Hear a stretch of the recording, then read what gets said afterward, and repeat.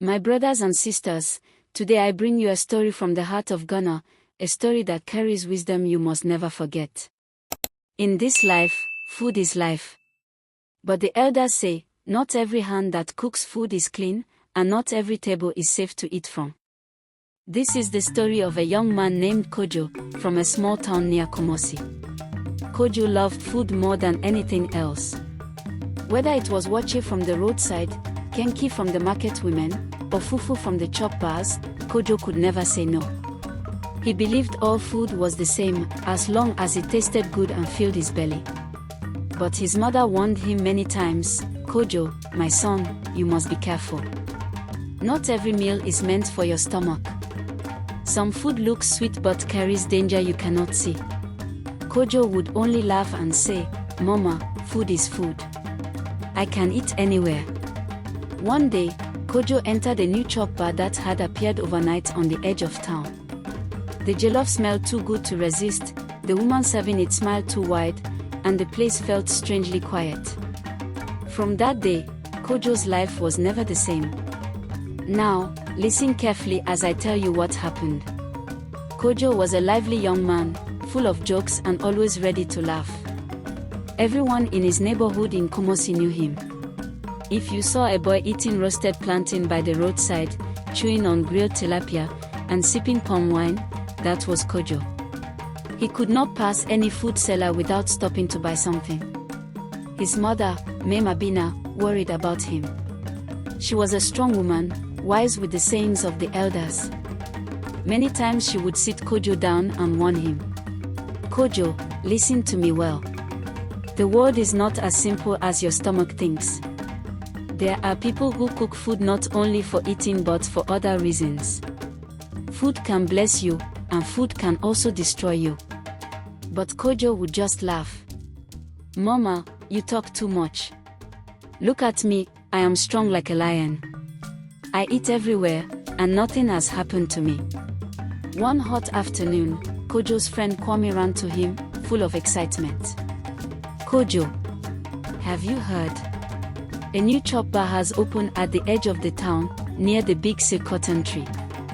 People say the woman who owns it cooks the sweetest jollof and light soup anyone has ever tasted."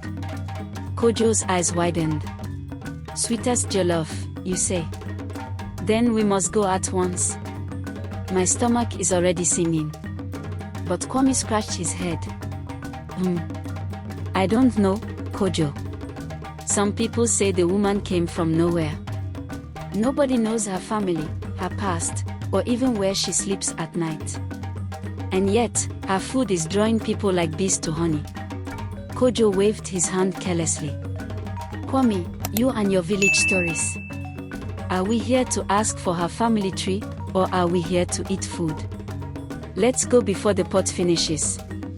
And so, against his friend's better judgment, Kojo marched towards the mysterious chop bar, ready to taste what everyone was talking about. But little did he know, the woman stirring those pots was no ordinary cook. As Kojo and Kwame approached the new chop bar, the air itself seemed to change. A thick smell of spices floated through the breeze: pepper, onions, smoked fish, and something else they could not name. It was sweet, almost too sweet, like it was calling their stomachs. The chop bar sat under the shade of the big silk cotton tree. The hut looked ordinary from the outside, with bamboo walls and a roof of palm leaves. But what made it strange was the silence around it. Normally, a busy chop bar would be full of noise, customers chatting, spoons clashing against bowls, and music playing. But here, all you could hear was the bubbling of a pot and the sharp voice of a woman saying, come in, your food is waiting." Kojo's eyes danced with excitement.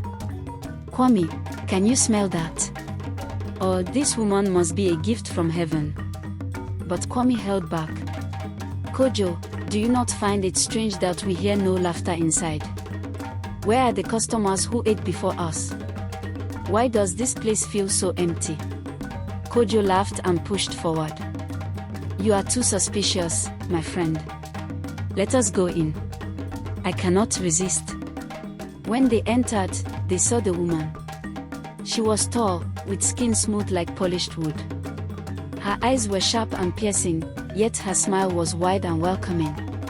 She wore a red wrapper and stirred a large pot with a wooden spoon. "Welcome, my sons," she said. "You are just in time. Sit down, and let me serve you the best jollof you have ever tasted." Kojo immediately sat, his mouth already watering. But Kwame stood behind him, unease crawling over his skin. He noticed that there were no empty plates on the tables, no sign that anyone had ever eaten here before. The woman placed a steaming bowl before Kojo. The rice was red, shining with oil, with pieces of meat so tender they seemed to melt. The aroma wrapped around him like a rope. Kojo grabbed the spoon and said, "This is heaven on earth." But Kwame whispered, "Kojo, are you sure?" Kojo did not answer. He was already eating. The first spoonful entered Kojo's mouth, and he closed his eyes in delight. "Oh, Kwame, you must taste this. This is the sweetest jollof I have ever eaten in my life." The rice was soft, the pepper sharp but balanced, and the meat melted in his mouth. Kojo ate like a man possessed. Every bite made him hungrier for the next. He did not even raise his head to breathe properly. Kwame shook his head. "Kojo, wait. You don't even know this woman. You don't know where this food came from. You are swallowing as if you have been starving for days." The woman laughed softly. "Let him eat, my dear. My food is made for hungry stomachs. Once you taste it, you will always return." Something about the way she said it sent a shiver down Kwame's spine. He noticed that the woman's eyes glowed faintly when she spoke, as if a hidden fire lived inside them. Kojo did not notice anything.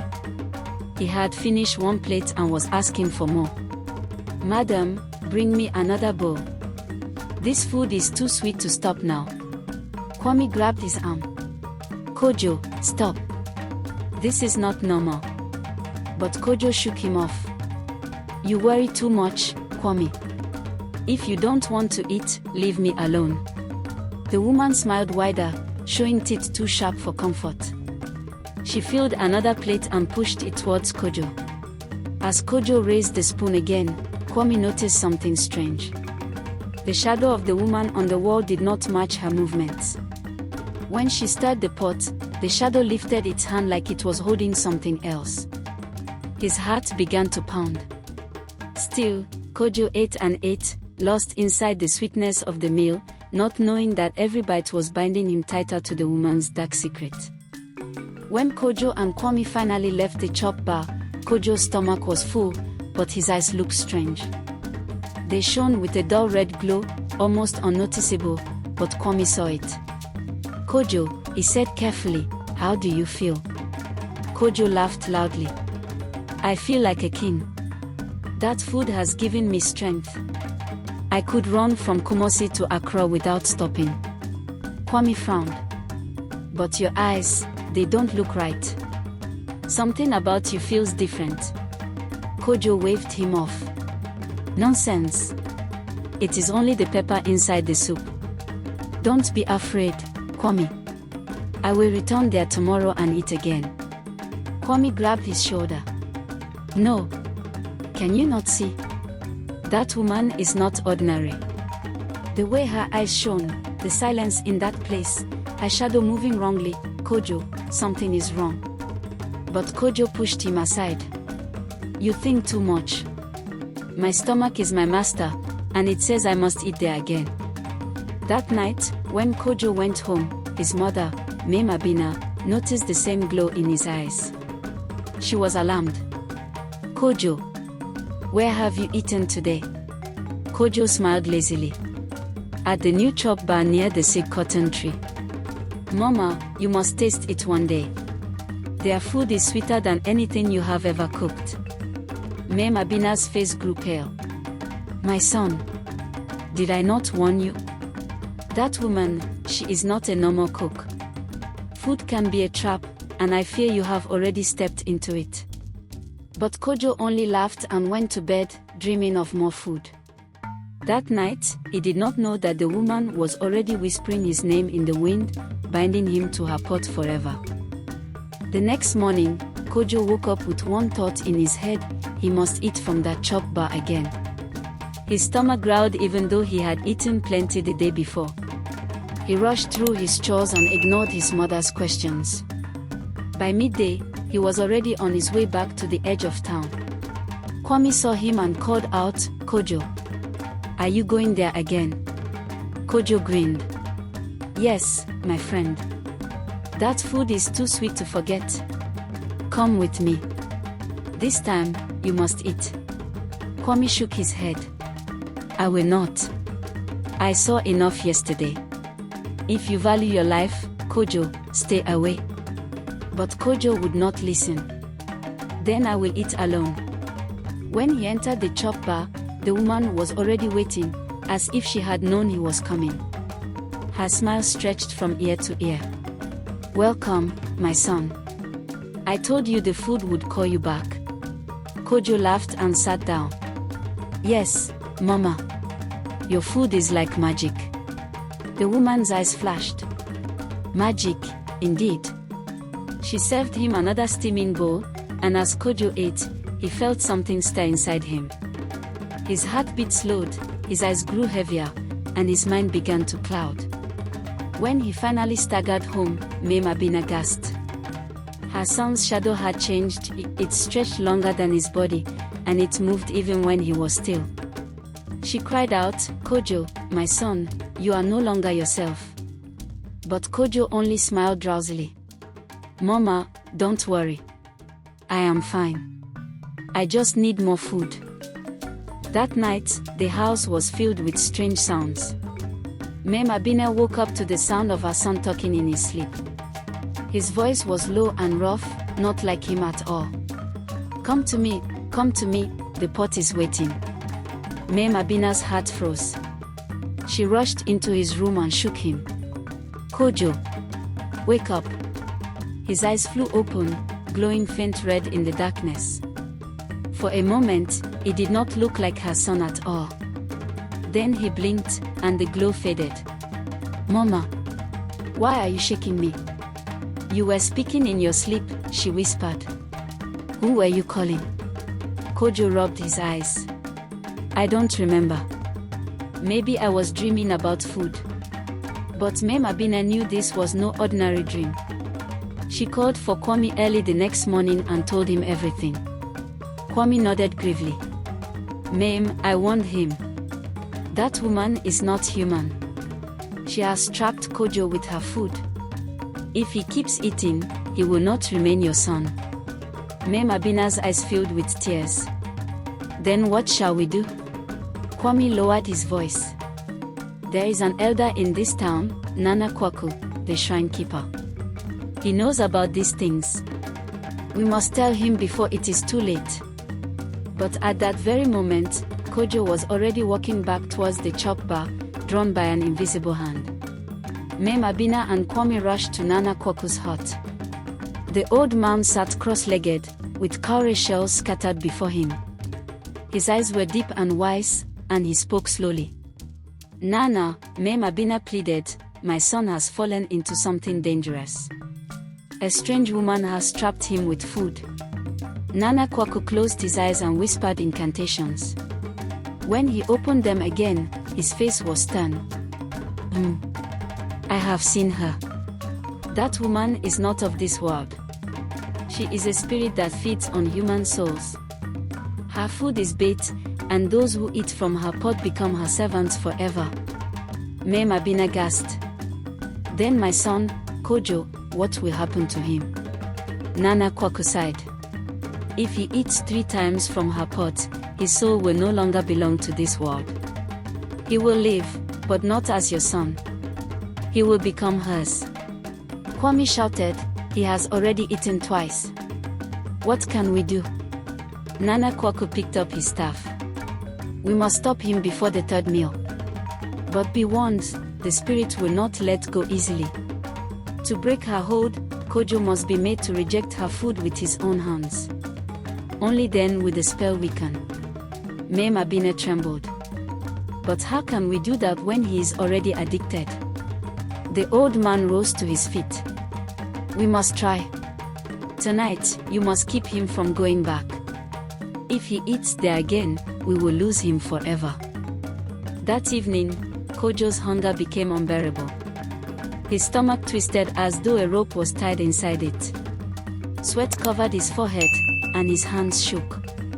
"Mama," he cried, "I must go back. I need that food." Mama Bina blocked the door. "No, my son. If you go again, you will not return the same." Kojo's eyes burned. "Move, Mama. You do not understand. That food is calling me. If I don't eat it, I will die." Kwame held his shoulders firmly. "Kojo, fight it. This is not hunger. This is bondage." But Kojo struggled like a man possessed. His strength was unnatural, and it took both Kwame and Mama Bina to hold him down. Outside, the wind howled, carrying a woman's laughter. The smell of jollof filled the air, even though the chop bar was far away. Kojo sniffed the air like a hungry animal. "She is calling me. Let me go." Suddenly, Nana Kwako appeared, chanting words of power. He sprinkled herbs over Kojo and shouted, "Reject the food. Say it with your own mouth." Kojo groaned in pain, clutching his stomach. His eyes glowed red again. For a moment, he seemed lost forever. Then, with great effort, he screamed, "I will not eat." At once, the smell vanished. The wind died. Kojo collapsed to the floor, breathing heavily. But Nana Kwako warned, "This battle is not over. She will come herself for him." That night, as the moon rose high, there was a knock on the door. When Mama Bina opened it, the woman from the chop bar stood there, her smile sharper than a knife. "Where is my son?" she asked softly. "He is not your son," Mama Bina shouted. The woman stepped inside, her eyes glowing bright red. "He ate from my pot. That makes him mine." Kwame and Mama Bina stood in front of Kojo, but the woman stretched her hand and the walls of the hut shook. Her true form began to show, her skin darkened like smoke, her teeth lengthened, and her shadow spread across the room like a giant net. Nana Kwako struck his staff against the floor. "Spirit, leave this boy. He rejects your food. You have no hold over him." The woman hissed. "You cannot break my spell so easily. His taste for my food will never leave him." Kojo, trembling, stepped forward. His voice was weak but clear. "I will not eat your food again. You will not control me." The spirit shrieked, her form shaking violently. Flames burst from her eyes. She turned into smoke and disappeared, leaving behind only a foul smell. Kojo collapsed again, but this time, his eyes returned to normal. The spell was broken. Days passed, and Kojo slowly recovered. The glow in his eyes disappeared, and his laughter returned. But something had changed inside him. He was no longer careless about food. One afternoon, as he sat outside with Kwame and Mama Bina, he sighed deeply. "Mama, Kwame, I was blind. I thought food was just food. I thought nothing could harm me. But now I see, not every hand that cooks has a clean heart." Mama Bina nodded. "My son, the elders say, a sweet tongue may hide a bitter heart, and a sweet pot may hide a dangerous hand. You must always be careful." Kwame added, "Kojo, you nearly lost your life because of greed. Next time, think before you eat. Ask yourself, who cooked this? Why are they feeding me?" Kojo bowed his head. "I have learned, my friends. From today, I will never eat in just any place. My life is worth more than a sweet taste." The town soon heard of Kojo's story. And from that day, whenever people passed a strange chop bar, they remembered his lesson: not every food is safe, and not every cook is who they seem to be. My brothers and sisters, this is how Kojo almost lost his life because of food. What looked sweet on the surface was filled with danger underneath. The woman's food was not meant to satisfy hunger, it was meant to trap souls. The elders have always said, what enters your stomach can bless you or curse you. Not every place that sells food is safe. Some people cook with clean hands, but others cook with intentions you cannot see. A hungry stomach must never control your mind, because once you eat from the wrong hand, you may carry burdens you never bargained for. Kojo's story teaches us 3 important lessons. First, always be careful where you eat. Do not rush into any chop bar or roadside food joint simply because it smells sweet. Second, listen to advice. Kojo ignored his mother and his friend, and it almost cost him his life. Third, remember that self-control is power. Not every desire should be satisfied, especially when it could harm you. So, my friends, when next you feel hungry, ask yourself, do I know the hand that cooked this food? Do I trust this place? If the answer is no, then walk away. Your life and your peace are worth far more than one plate of food. This is why the elders say, a wise man thinks before he eats, but a foolish man eats before he thinks. And that is the story of why you must never eat in anyhow restaurant.